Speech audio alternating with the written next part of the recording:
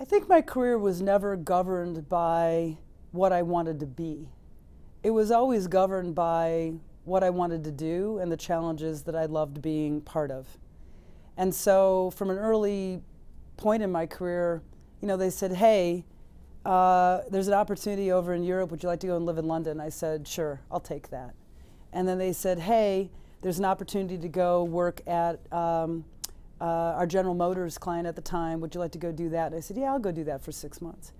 And then someone else came with the opportunity to run a brand new business in Latin America. And so I took that. And then I later moved on to run MediaVest in New York, which I think in many ways was the definition of my career trajectory, because it was really about building and rebuilding at a point in time when things were really changing in terms of the media landscape, the business itself, our clients, etc.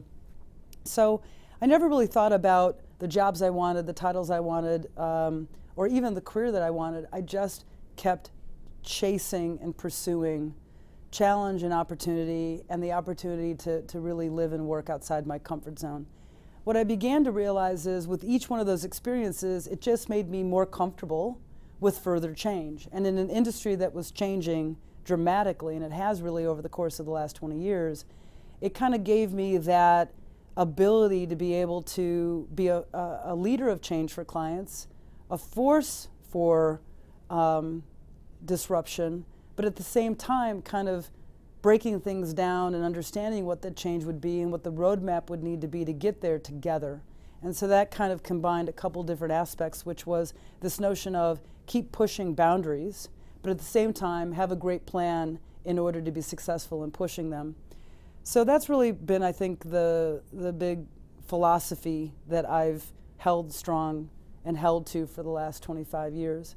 I've also really, in very clear fashion, just embraced failure. I've always learned more from failure than success.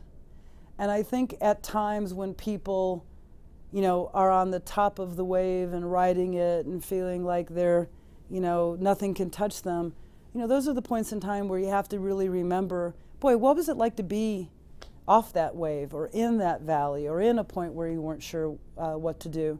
And I think those times make you humble, and they keep you hungry, and they keep you focused on the good and the necessary learning and the necessary challenges that go into staying strong in this industry.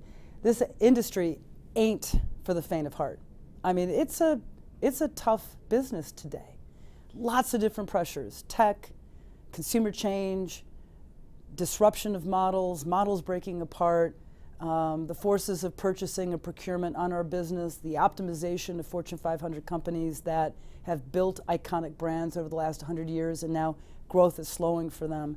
We sit in the center of all that. It ain't an easy business, but throughout my 20 years, this whole notion of being in things that are, in situations and areas that are more challenging or not as easy, has kind of prepared me for this as well. In your travels, in your journey, have there been any mentors for you? I mean, the truth of the matter is I've learned from everybody. I mean, I really have. I mean, the great bosses, the crappy bosses, the good clients, the challenging clients. I've learned from everyone. And I've always just taken it as an opportunity when somebody's smart and you get a chance to spend time, ask questions. Don't just sit there and sort of like, fake your way with the legends of the industry.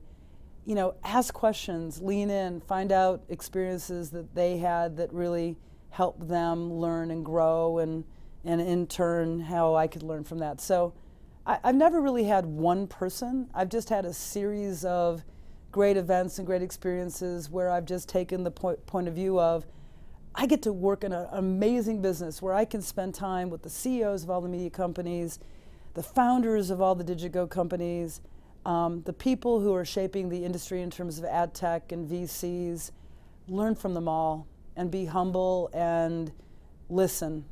That's really mostly what I've tried to do.